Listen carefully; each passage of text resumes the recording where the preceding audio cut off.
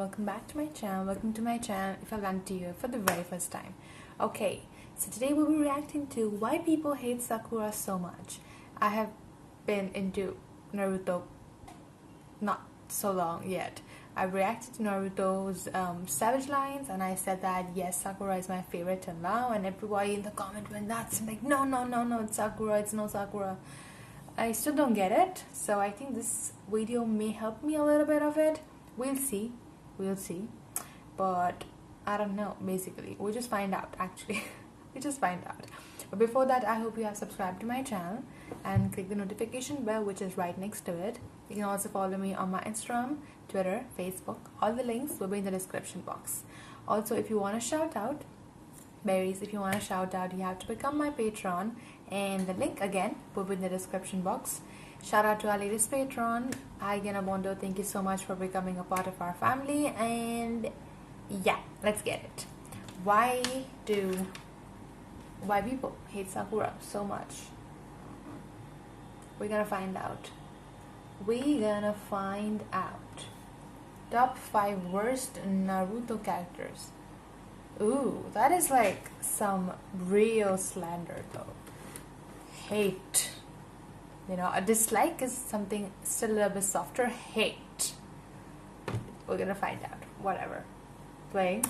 So after I posted the video talking about the 5 characters in Naruto that I liked the least, a whole lot of people responded by asking why Sakura wasn't present on the list, or just simply by voicing their hatred for Sakura in the comments below. Why? Many people also just asked me for my genuine opinion about the character, and I figured that because of how frequently she's been being mentioned in my comments, I might as well make a video about her. Now let me preface this discussion by saying that I don't hate Sakura, and this video is not meant to either attack or defend her character. In all honesty, I'm pretty indifferent towards Sakura, but I can definitely see why so many people hate her. I'm going to be doing my best to look at her objectively and to analyze the aspects of her character that I think people aren't really all that fond of. In other words, I'm going to be doing my best to explain why most people don't like Sakura that much, even if I don't have too many problems with her. I think the best place to start would be the part of her character that is most frequently mentioned by the members of the fan base, and that is the fact that she is pretty worthless as a ninja, at least when compared to Naruto, Sasuke, and Kakashi. Granted, Sakura is by no means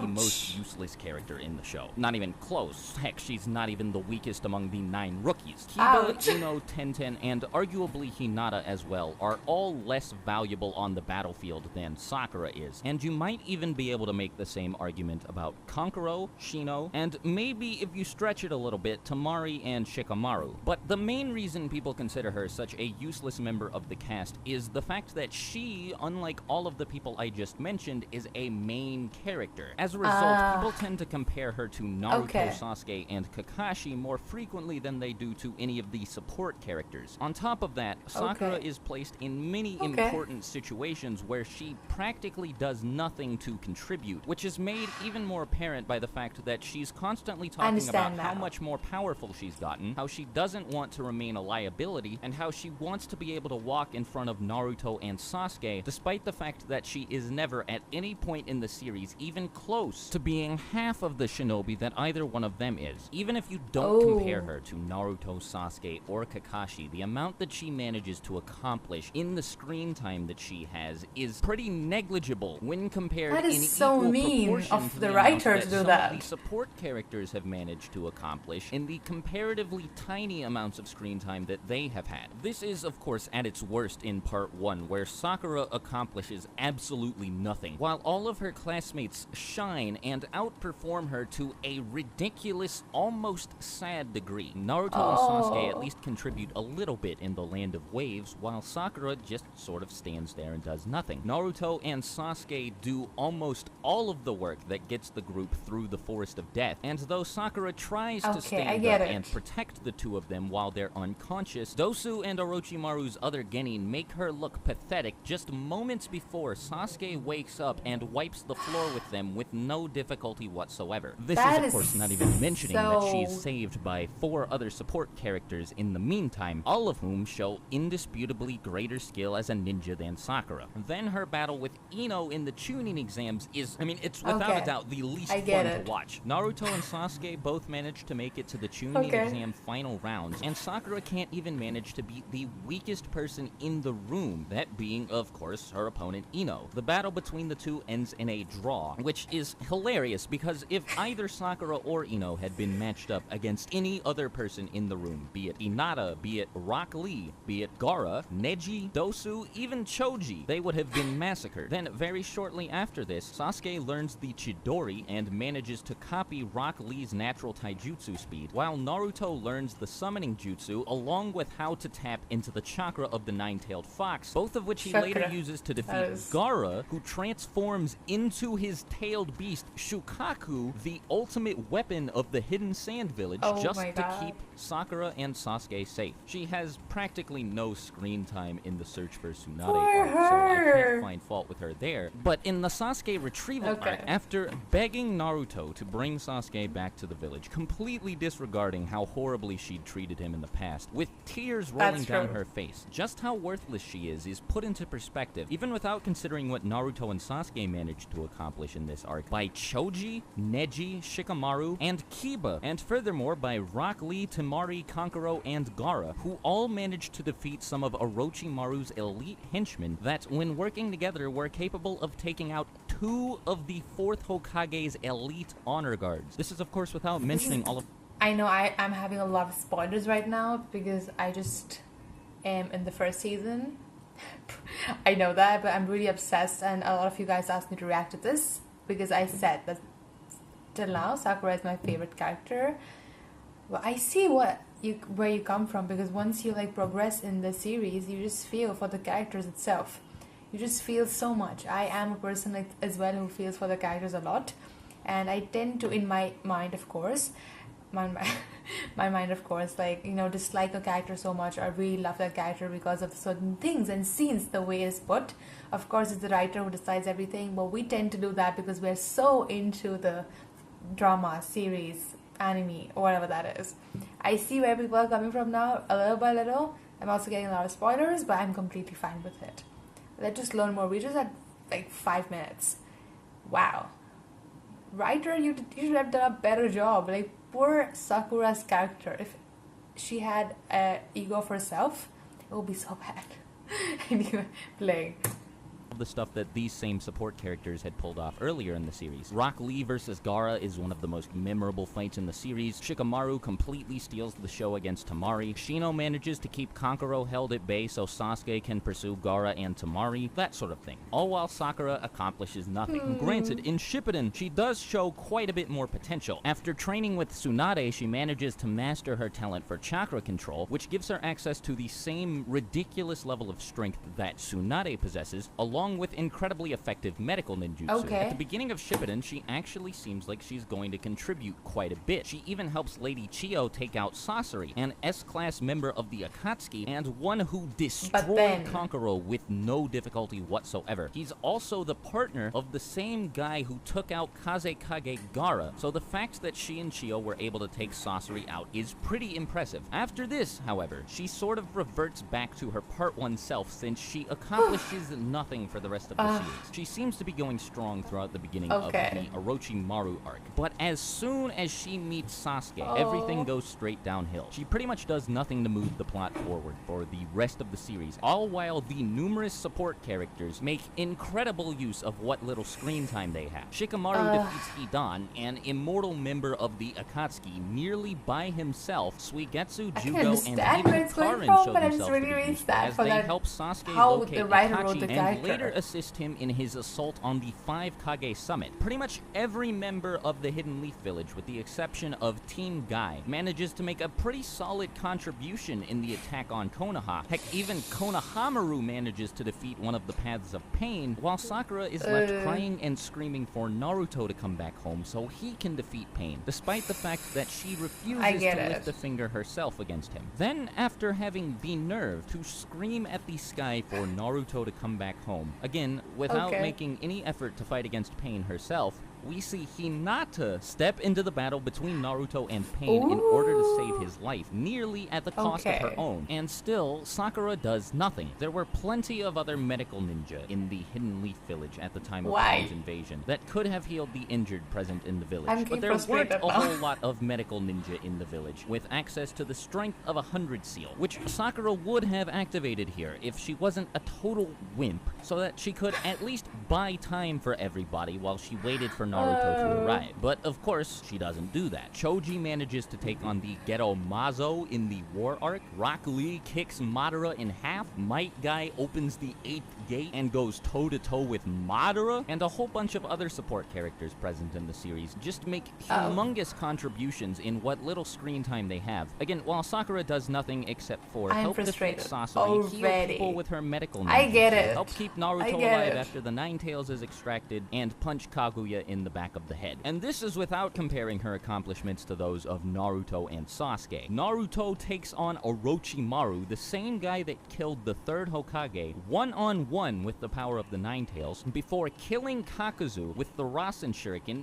pretty much by himself, though he did admittedly have an advantage thanks to the previous help of Kakashi, Shikamaru, and the rest of Team Asuma. But Naruto also defeats Pain, again, pretty much by himself, while Sasuke's accomplishments speak for themselves. Sasuke single-handedly wiped out all of Team 7 while barely trying, effectively killed Orochimaru, killed Deidara, and even managed to impress Itachi with a jutsu he'd developed himself, that being Kirin. Sasuke then goes on to fight a perfect Jinchuriki, Killer Bee, admittedly with the help of Sakura, but he still did far better than more excited to see the next episode dreamed of doing against Bee, before assaulting the 5 Kage summit, barreling through 3 Kage and surviving, killing Danzo, nearly killing Sakura with one attack, fighting Kakashi, and taking part in a brief exchange with Naruto. Then Naruto and Sasuke's accomplishments in the war, I mean, those are ludicrous. There's what was the reason to write something like that? The main reason this is also bad is because, again, Sakura is a main character, so it's much easier to compare her to Naruto, Sasuke, and Kakashi than it is to compare her to Naruto's supporting cast. Additionally, the scope of some of the stuff she attempts to do just to prove that she actually is indeed useful, which serves no purpose other than to satisfy her own makes ego, you like is dislike far too her. massive for somebody with her capabilities. She always aims too high and still expects the best outcome. Like, for example, when she tried to kill Sasuke after knocking out all of her teammates so they couldn't help her, or when she tried to take on people like Madara, the Ten Tails, and Obito by herself. Again, just for the sake of satisfying her own ego. That sort of thing serves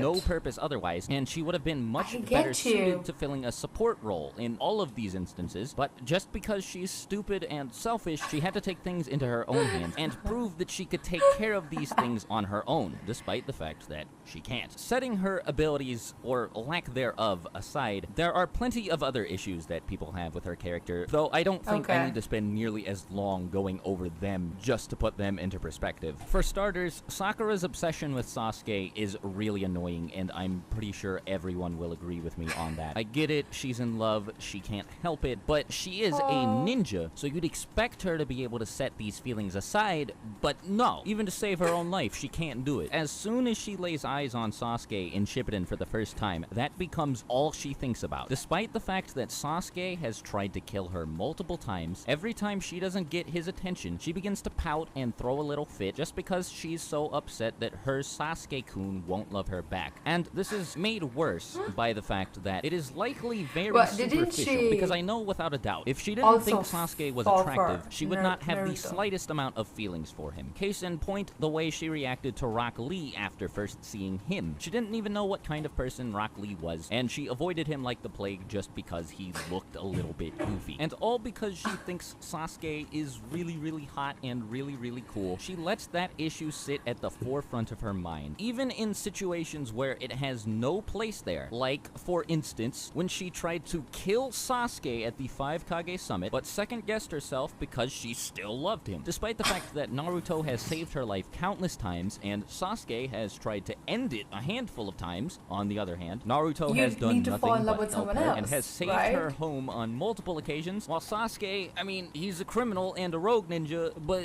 just because Sakura really wants his wee-wee, she can't move on from him or look at any other potential options. She risks the safety of the entire ninja world just on the off chance that maybe Sasuke will say, hey, alright, Sakura, I love you too. Then, in the final battle against Madara and Kaguya, when Sakura noticed that Sasuke couldn't care less about her because, you know, the world was about to end, she got all upset and again started to pout. And finally, when Sasuke explained his plan to start a worldwide revolution, instead of going up to him and smacking him in the face like a likable character would have, she just burst into tears and begged him to love her. And somehow she still ended up with him. I don't...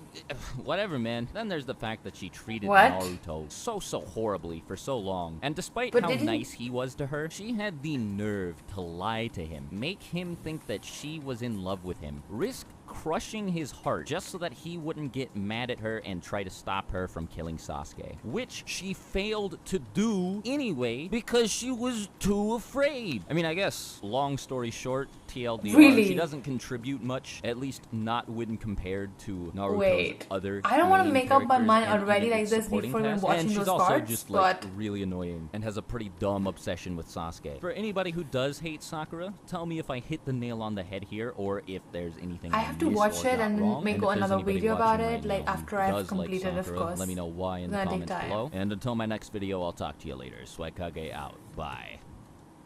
The only reason I have liked Sakura till now is because she's beautiful. I really like her character because she looks beautiful right now. I haven't like progressed so much that I've seen so many things here. I can understand how frustrating it is because she's not trying to do anything herself, but then for her selfish ego, she's gonna burst it out, and that's bad, and that's gonna definitely make me not like her character. I have to go through that, I know that. I get it though, I do get it in a lot of places, but I want to also think about it, like why would someone create a character which is like in top 3, like the main characters, but doesn't do anything? Why would you do that? I don't get it. I don't get it. Anyway, I think I really need to like watch it first and then like come here back and say it again. I do understand where you're coming from now, but since I haven't rarely seen it, like I need the thing to progress nicely and properly and to grow on me, the whole thing, so I can also like, you know, get that power inside of me if I really like her, if I really don't like her. Hate is a strong word, I won't use that. And or if I'm just like whatever, we'll see. I'll see you guys next time. Bye, berries. Love you.